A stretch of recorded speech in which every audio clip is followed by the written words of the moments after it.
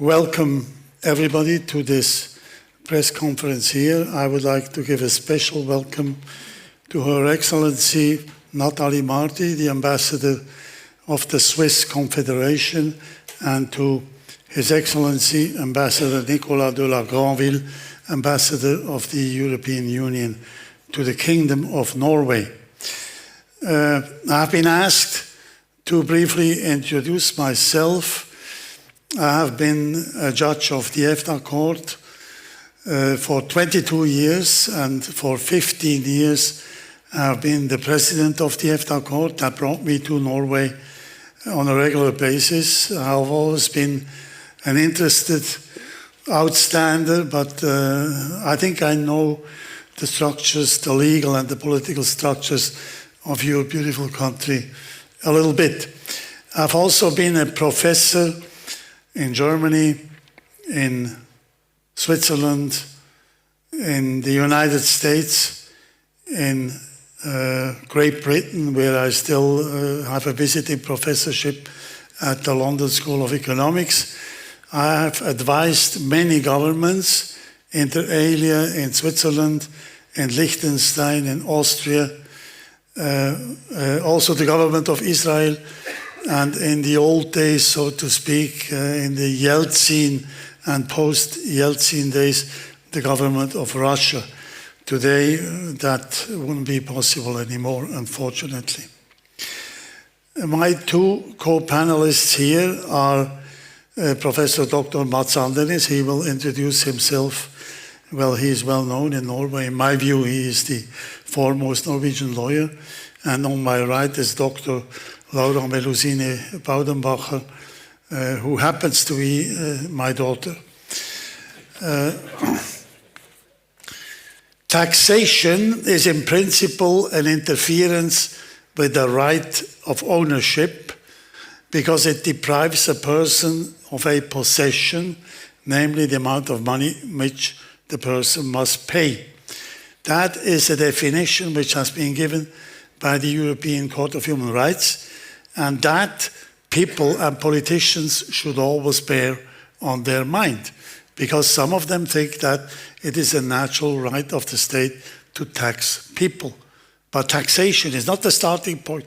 The starting point is that people earn money by working and own this money legally, lawfully, protected by virtually every constitution, and then the state may tax people in a certain way. My second citation as a start is from the former French Prime Minister Édouard Philippe, who has now announced that he will run for President of France. And Édouard Philippe said, I quote him, "If you want the rich pay, the right solution is not to make them leave. It is common sense. The fortune tax led people who paid a lot and had a lot of money to leave France. If someone tells me that tax justice means making sure that the rich pay tax in France, then let's make them come to France rather than make them leave."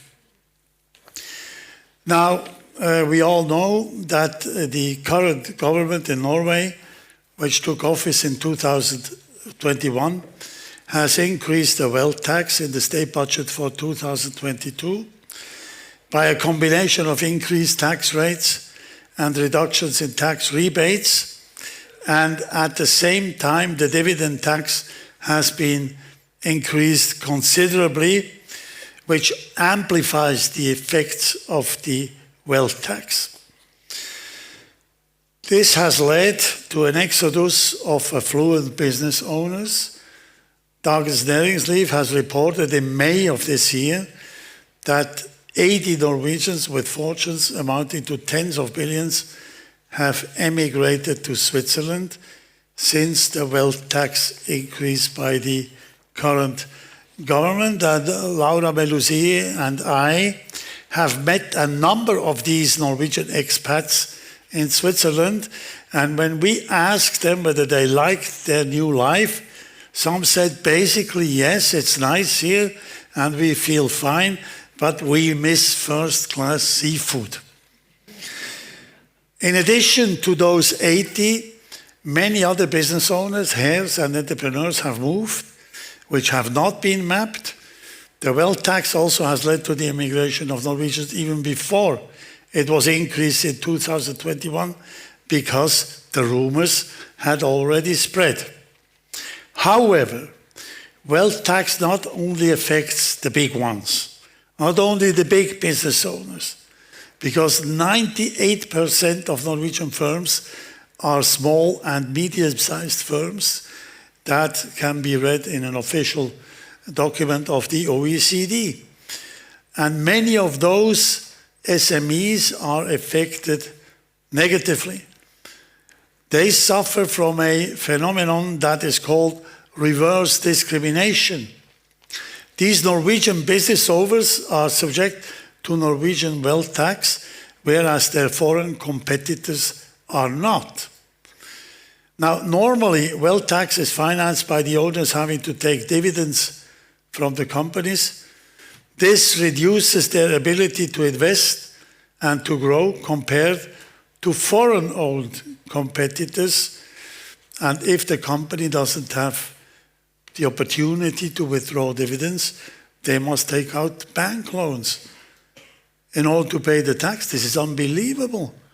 And this weakens their liquidity. What are the reasons for the current government's policy? I think there are two reasons mainly. First is the big power of the government. The Norwegian government is more powerful than the government in Switzerland, for instance, or the government in Germany, or the government in Austria. The Norwegian social contract between the rulers and those who are ruled has always been based on a high degree of trust. But according to OECD, this trust is going down. It's still remaining relatively high, but it's going down. And there is more and more criticism about the government in this country behaving in an arrogant way. I make vote here the well-known dean, long-time dean of the Faculty of Law of the University of Oslo and president of the Norwegian Academy of Sciences, Professor Hans-Petter Graver, who in an op-ed in Aftenposten earlier this year wrote under the headline, "The Arrogant State," how the, I quote him, legal arrogance challenges the state of law and the rule of law. And he criticized the way in which the state takes positions on the outer limits of the law and successfully argues in court to the detriment of citizens' rights. And Professor Jan Fridtjof Bernt of the University of Bergen, another president of the Norwegian Academy of Sciences, has recently criticized how the government lawyers are in effect inadequate lawyers, as rather than advising wisely, they merely try to defeat whoever dares to challenge the government's wisdom. The second reason is, in my view, moral hazard. The second reason why the current government remains unperturbed by the crisis is the fact that they are working under an umbrella of insurance. They are in a permanent moral hazard because of the country's enormous oil and gas wealth. This wealth acts like a comprehensive insurance policy. What is moral hazard? Most lawyers don't even know what it is. But I'm very fortunate because my wife, who is sitting here in front, has written her doctoral thesis about moral hazard, and she kept talking to me about this. It was a novel concept for me at the time, but I have then internalized it. I've also used it when I acted as the president of the EFTA court. The lesson of moral hazard has been described with the words, "Less is more."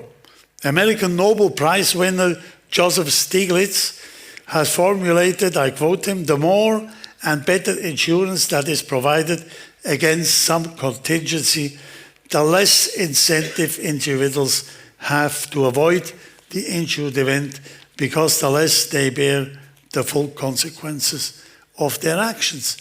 And a few weeks ago, on the 18th of August of this year, the Swedish newspaper Expressen has pointed to this in an editorial. It was on the 18th of August of this year.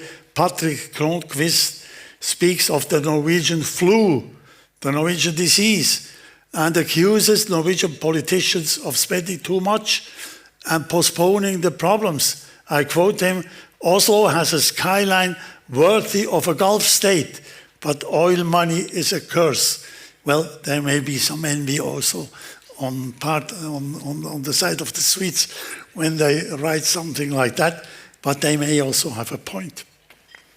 What are the goals of this tax increase? It's not easy to tell, because the government doesn't speak openly about the goals. But we think that essentially, although never a clear objective has been formulated, the goal is to hit the rich and to create social justice by redistribution. And the whole discussion, also on television in this country, I'm told, is always about going after the rich, hitting the rich, and they overlook that 98% of Norwegian companies are SMEs.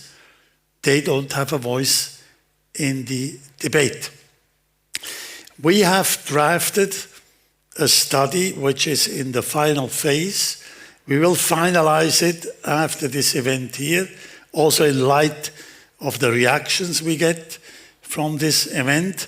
But we already know the main results of our report.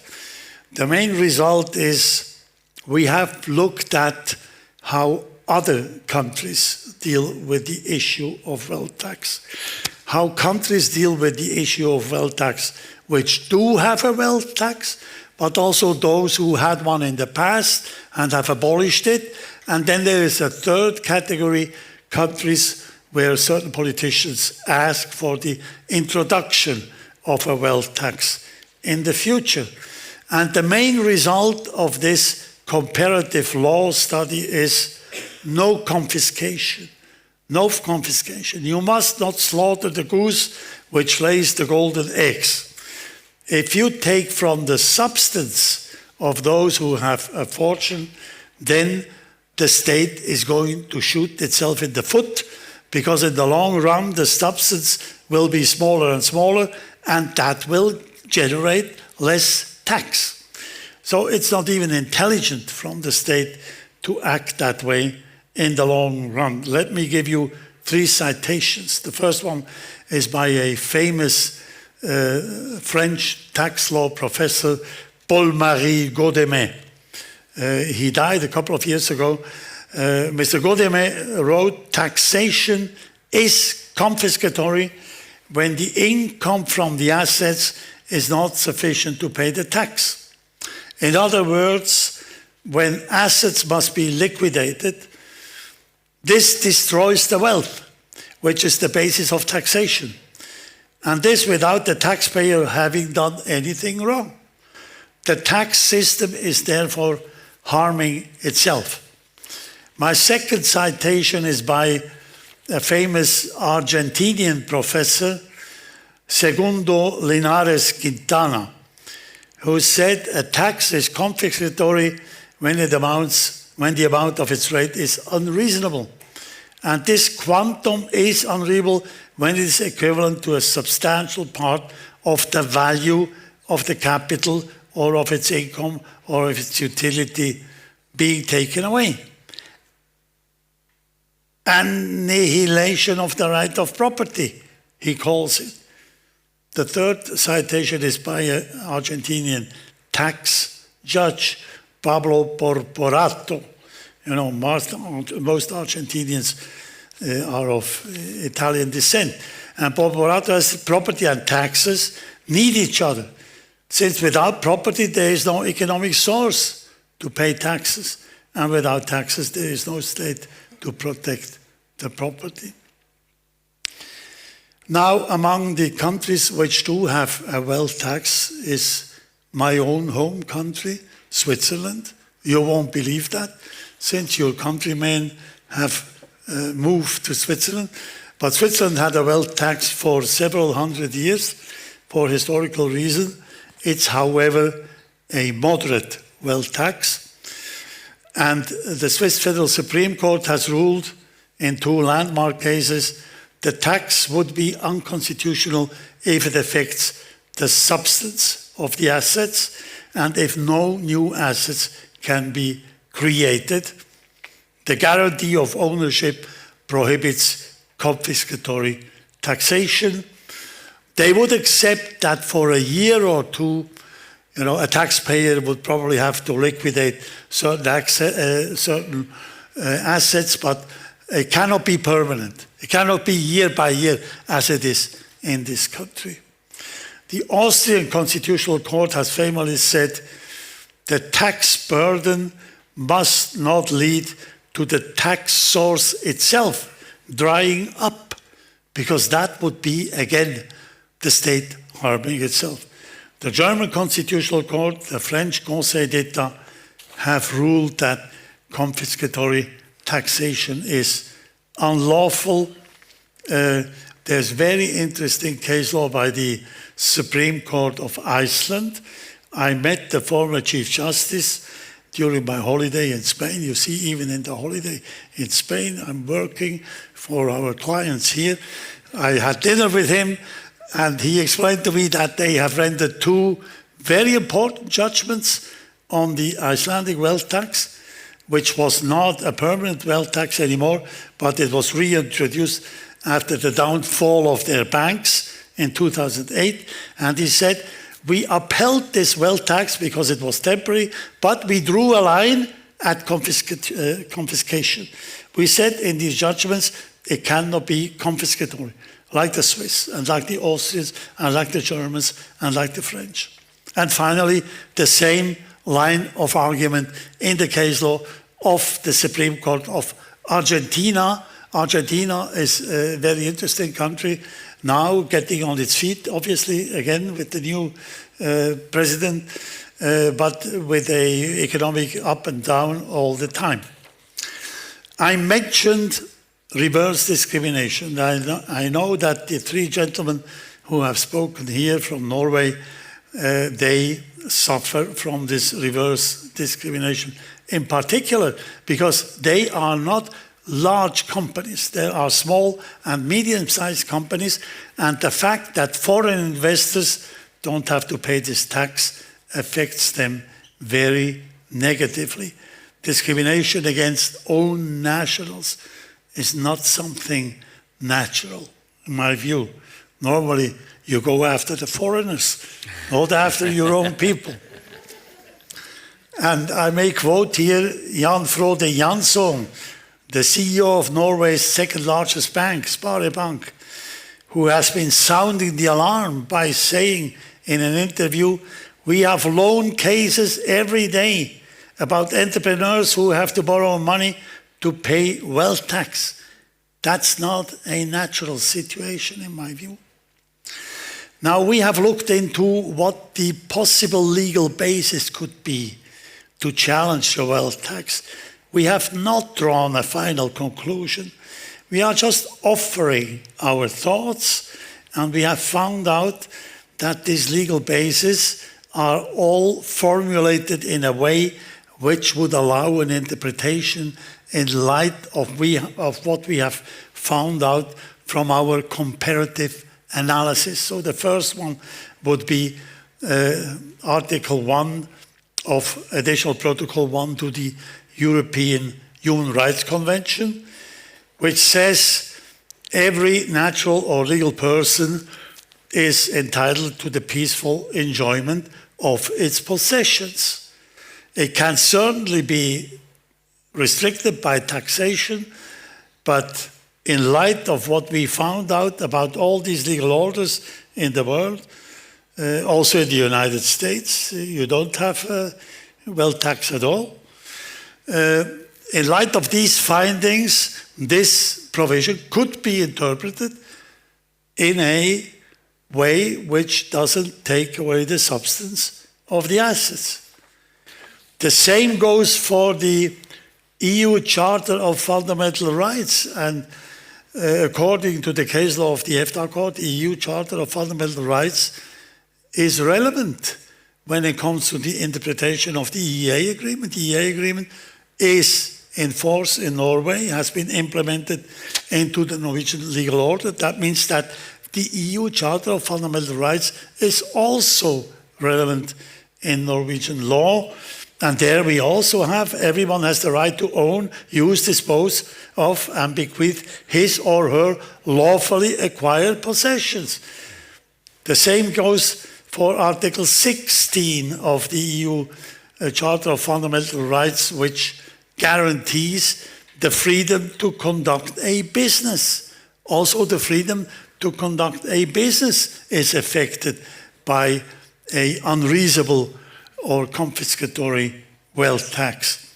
And finally, also Article 105 of the Norwegian Constitution would be open to such an interpretation, which reads, I quote, "If the welfare of the state requires that any person shall surrender their movable or immovable property for the public use, they shall receive full compensation from the treasury." That means confiscation is ruled out, according to Article 105. And I will finally say that the Supreme Court of Norway has, in two cases in the 1950s, ruled that wealth taxation at the time was lawful, but I have also drawn a line in the sand. As President Bush the older said when Saddam Hussein invaded Kuwait, they have drawn a line in the sand, and they have, for instance, said it cannot be permanent, it cannot be year by year. There must be a limit. The fortune's fate must seem sealed if the interventions become an annual occurrence. That's exactly what's happening now. And in the 1950s, Norway didn't have the oil and gas wealth and had suffered from the war and was in a much worse situation than today, if I see it correctly. I may also quote Professor Andenes' uncle, Johannes Andenes, who was also a famous professor and who wrote the authoritative commentary on the Constitution at the time, and who said if such a tax was imposed year after year, this would amount to socialization. This wouldn't be market economy anymore. And this is pretty much in result with our comparative study. Also, the leading author of today's commentary on the Constitution, Professor Ivar Alvik, says that Article 105 can form the basis of review of taxation, which is confiscatory and disproportionate. These would be my remarks. Thank you very much for your attention. And then I would hand over the floor to Dr. Laura Melusine Baudenbacher.